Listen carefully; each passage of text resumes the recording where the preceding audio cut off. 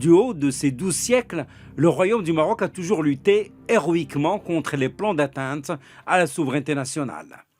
Au siècle dernier et durant 5 décennies, des forces étrangères se sont acharnées pour s'emparer des potentialités et richesses dont regorge le pays, en le divisant en zones. Protectorat français dans le centre du Maroc, protectorat espagnol dans le nord et le sud du royaume. Tanger était faite zone internationale. Alors pour la libération de l'ensemble du territoire national, le peuple marocain uni derrière son roi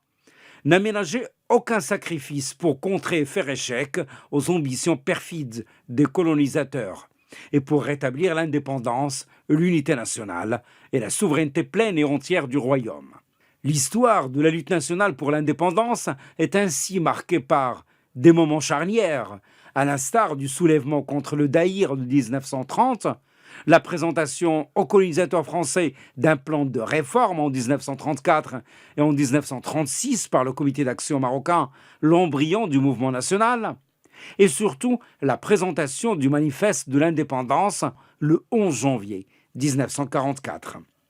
La signature du manifeste de l'indépendance par 67 membres du mouvement national, dont une femme, et sa remise aux autorités coloniales et aux représentations de 3 puissances, les États-Unis, la Grande-Bretagne et l'ex-Union soviétique,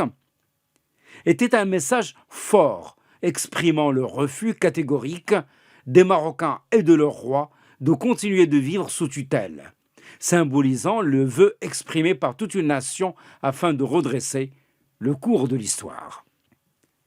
Le manifeste de l'indépendance comprenait un ensemble de revendications politiques, dont certaines entraient à la politique générale et d'autres réclamant l'indépendance du Maroc sous le leadership du sultan Sidi Mohammed Ben Youssef.